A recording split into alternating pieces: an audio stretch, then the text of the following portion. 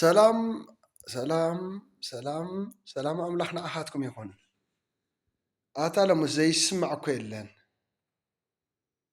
ዝገርም እዩ፣ ብጣዕሚ ዝገርም እዩ። ከም እግዚኣብሔር ዝበለ የለን ኣሕዋተይ። ብጣዕሚ ኣብዚ ሎሚ ዘመን ኣብዚ ሎሚ ግዜ መጨረሻ ዘመን ግዲ ኮይኑ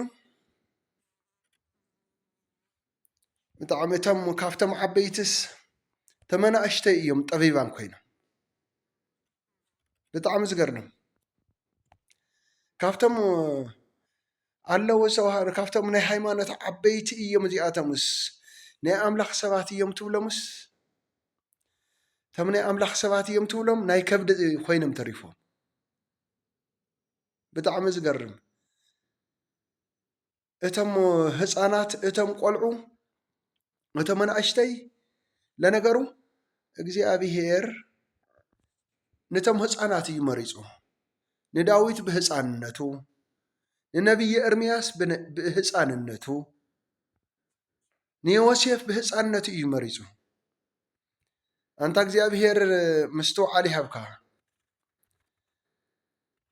ብጣዕሚ ሎሚ ግዚኡ ኩሉ ዝፍለየሉ እዩ ዝፍለየሉ ሕማቕን ፅቡቕን ዝፍለየሉ እዩ። እቲ ዘይጠቅምን ዝጠቅምን ዘይጠቅምን ዝፍለየሉ እዩ። ኣብ ቤት ኣምላኽ ከም ኣምላኽ ኮይንካ ምንባር ይኮነልካ ዝሓወ። እግዚኣብሔር ዓብይ እዩ፣ ከም ጎይታ ዝበለ የለን። እግዚኣብሔር ፃድቕ እዩ። እግዚኣብሔር ንዝኣምንዎ እግዚኣብሔር ነቶም ዝስዕብዎሲ ፃድቕ እዩ። መፅሓፍ ቅዱስ ዘፍጥረት ግን ከምዚ ዝብል ቃል ኣሎ። ክብሪ ንኣምላኽ ይኹን። እግዚኣብሔር ድማ እቲ ብርሃን ፅቡቕ ከም ዝኾነ ረአየ። እግዚኣብሔር ከዓ ንብርሃንን ንፀልማትን ፈለዮ። እግዚአብሔር ከዓ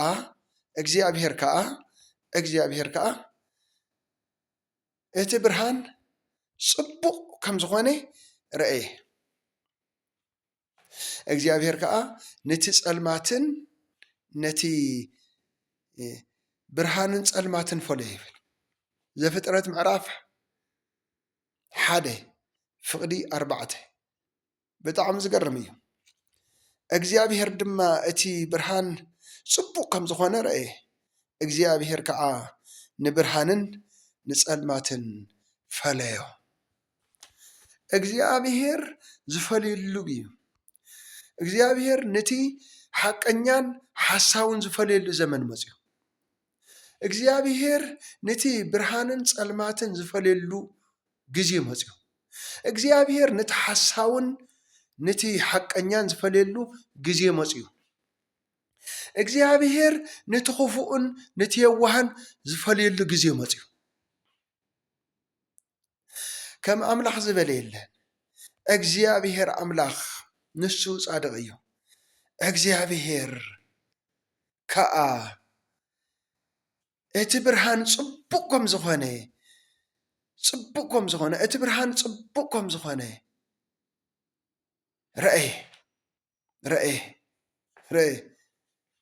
ክብሪ ንኣምላኽ ይኹን። ፅቡቕ ከም ዝኾነ ረአየ። እግዚኣብሔር ብርሃን ይኹን በለ ይብል፣ ብርሃን ድማ ኮነ። እቲ ብርሃን ድማ ብጣዕሚ ዝገርም እዩ። እግዚኣብሔር ድማ እቲ ብርሃን ፅቡቕ ከም ዝኾነ ረአየ። እግዚኣብሔር ከዓ ነቲ ንብርሃንን ንፀልማትን ፈለዮ። ሓቀኛን ሓሳውን ከመይ ኢሉ ክነብር? ሓቀኛን ሓሳውንሲ ብሓደ ክነብሩ ይኽእሉን። ሞትን ህይወትንሲ ብሓደ ክነብሩ ይኽእሉን። ጥፍኣትን ህላወንሲ ብሓደ ክነብሩ ይኽእሉን። ፀልማትን ብርሃንንሲ ብሓደ ክነብሩ ይኽእሉን። ሓሳውን ሓቀኛንሲ ብሓደ ክነብሩ ይኽእሉን። ዝሓወይ ዝሓፍተይ ካበይን ኢኺ? እቲ ናይ ብርሃን ዝኾነ ኣነ ውእቱ ብርሃኑ ለዓለም ኢሉ ኢየሱስ። ስለዚ ብርሃን እግዚኣብሔር ክፈጥር እንተሎ نت برهانن ጸልማትን ንኽልቲኡ ፈጢርዎ እዩ ይኹን እምበር እግዚአብሔር አምላኽ ነቲ ዝፈጠሮ ብርሃን ምስቲ ጸልማት ክነብር አይደለየን ምስቲ ጸልማት ክነብር አይደለየን ምስቲ ተሐሰቲ ሐቀኛስ ምስቲ ሐሳቡ ክነብር አይደለየን በኻሊእ ዘራርባ እቲ ቁኑዑስ ምስቲ ኽፉእ ክነብር አይደለየን ለምኮ አለና ዝብሉ ካብቲ ብጣዕሚ እቲ አሸጊሩ ዝንሄሲ ናይ ሃይማኖት መራሕ እየ ዝብል እዩ ብጣዕሚ ናይ ከብዲ ኮይኑ ተሪፉ ናይ ዓመፅ ኮይኑ ተሪፉ ናይ ጥፍኣት ኮይኑ ተሪፉ ኩሉ ኣይኮነን ግን በቃ እቲ ዝበዝሕ ካብ አምላኽ ሕጊ ወፂኡ ኣብ ዓመፅ ኣብ ምትላል ኣብ ስርቂ ኣብ ምውራር ዘለሉ ግዜ ኮይኑ ኣሕዋተይ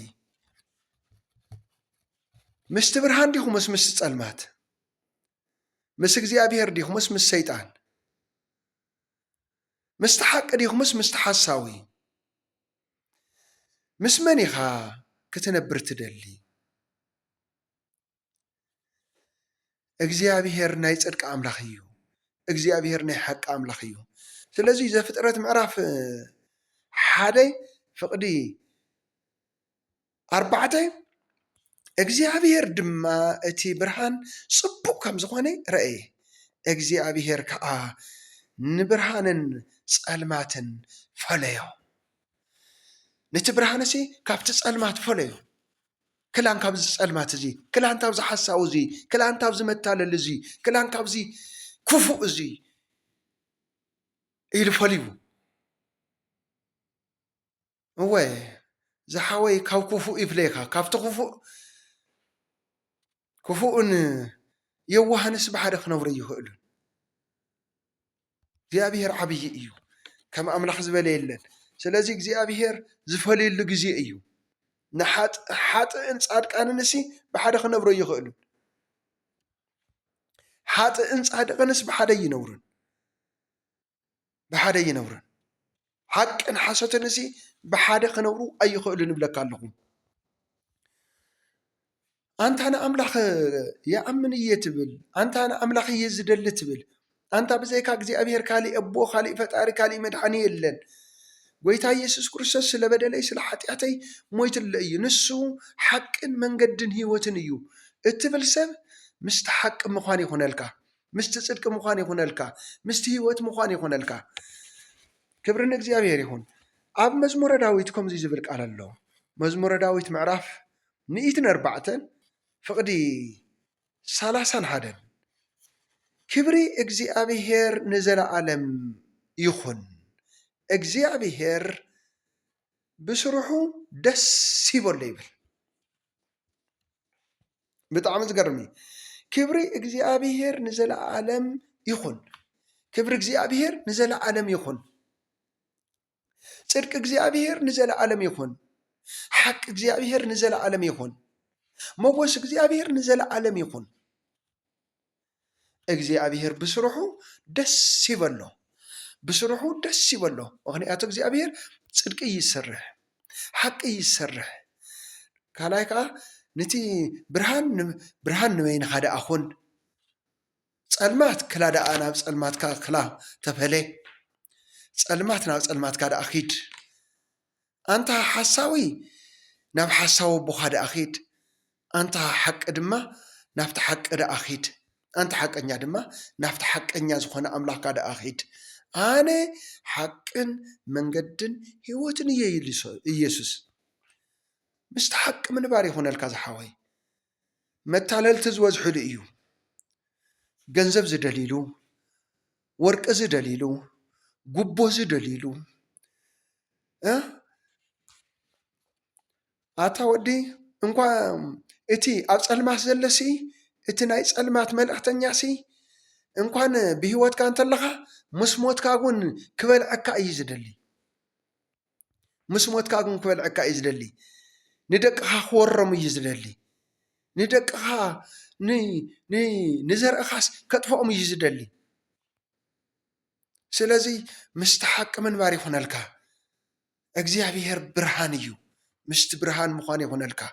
እግዚኣብሔር ሓቂ እዩ። ጎይታ ኢየሱስ ሓቂ እዩ። ምስቲ ሓቂ ምንባር ይኹነልካ። ስለዚ መዝሙረ ዳዊት 104 ፍቕዲ 31 ክብሪ እግዚኣብሔር ንዘለዓለም ይኹን። እግዚኣብሔር ብስርሑ ደስ ይበሎ፣ ብተግባሩ ደስ ይበሎ። ምክንያቱ እግዚኣብሔር እዩ ደኲኑካ፣ እግዚኣብሔር እዩ ፈጢሩካ እሞ፣ እግዚኣብሔር እዩ ረዲኡካ እሞ። ኣብ ቤተ ኣምላኽ ምንባር ይኹነልካ። ናይ መጨረሻ ሓደ ቃል ከንብብ። መዝሙረ ዳዊት 119 ፍቕዲ 68 ከምዚ ይብል፣ ንስኻ ሰናይ ኢኻ እሞ ንስኻ ሰናይ ኢኻ እሞ ሰናይ ድማ ትገብር ኣለኻ። ንስኻ ሰናይ ኢኻ እሞ ንስኻ እግዚኣብሔር ሰናይ ኢኻ እሞ ሰናይ ትገብር ኣለኻ። ብሕያዋይነትካ እውን ስርዓትካ መሃረኒ ይብል። ዝገርም እዩ። ንስኻ እግዚኣብሔር እሲ ሰናይ ኢኻ እሞ ሰናይ ድማ ትገብር። ንስኻ ኣምላኽ እሲ ሰናይ ኢኻ እሞ ሰናይ ድማ ትገብር ይብል። ሰናይ ድማ ትገብር እሞ ኸ ብሕያዋይነትካስ ንስርዓትካ ነቲ ሓቅኻ ነቲ መንገድኻ መሃረኒ ይብል። ኣንታ ኣብ እግዚኣብሔር ቤት ምምሃር ይኹነልካ፣ ምስቲ ጽድቂ ምንባር ይኹነልካ፣ ምስቲ ሓቂ ምንባር ይኹነልካ። ኢየሱስ ክርስቶስ ትማሎምን ንዘለዓለምን ንሱ እዩ። እዚ ቃል ሰሚዕኻ ምስ ሓቂ ምንባር ይኹነልካ። ምስቲ ዝሓልፍ ዘይኮነስ ምስቲ ዘይሓልፍ ሓቂ ምንባር ይኹነልካ። ሎሚ እኮ ንምንታይ ሓቂ ተዛረብኩም? ንምንታይ ግልፂ ተዛረብኩም? ንምንታይ ህይወት ተዛረብኩም? ንምንታይ ሰላም ተዛረብኩም? ንምንታይ ስለ መድሓኒት ነገር ተዛረብኩም? ንምንታይ ስለ ክርስቶስ ኢየሱስ ሰበኽኩም? ንምንታይ ስለ ኢየሱስ ክርስቶስ መሃርኩም? ንምንታይ እናሰረቕና ስኽ ዘይትብሉ? ንምንታይ እናበላዕና ስኽ ዘይትብሉ? ዝብሉ እዮም በዚሖም እኒሄው። እዎ ሓቆም እዮም። መጨረሻ ዘመን እዩ። እቶም ደቂ ብርሃን ግና ኣብ ብርሃን ይነብሩ። ካብ ጸልማት ተፈልዮም፣ ካብ ሓጣን ተፈልዮም፣ ካብ ዓመፅ ተፈልዮም፣ ካብ ክፉኣት ተፈልዮም ይነብሩ። ካብ ክፉኣትን ካብ ዓመፅን ካብ ጸልማትን ምፍላይ ይኹነልካ። እግዚኣብሔር ንበረኸት ይግበርካ። እዚ ቃል እዚ ዝሰማዕኹም ኩልኹም ምስ ኣምላኽ ምስቲ ቅዱስን ልዑልን ዝኾነ ፈጣሪ እግዚኣብሔር ኣምላኽ ምንባር ይኹነልኩም። ምስቲ ሓቂ ምንባር ይኹነልኩም። ነቲ ሓሳውን መታለልን እናጋለጽኩም ኣብቲ ብርሃን ዝኾነ ኣምላኽ ኣብ ጎይታ ኢየሱስ ክርስቶስ መንግስቲ ምንባር ይኹነልኩም። ንበረኸት ኩኑ። ኣምላኽ ምሳኻትኩም ይኹን። ተባረኹ። እግዚኣብሔር ኣምላኽ ኣዝዩ ይባረክኩም። ብርሃንኩም እናበርሀ ይኸይድ። ኣብ ሓቂ ምንባር ይኹነልኩም። ተሓሳውን ንሓሰወ ክኸይድ እዩ። ተሓቂ ድማ ኣብ ሓቂ ክነብር እዩ። ኣብ ሓቂ ምንባር ይኹነልካ። ንበረኸት ኩኑ። ኣምላኽ ምሳኻትኩም ይኹን።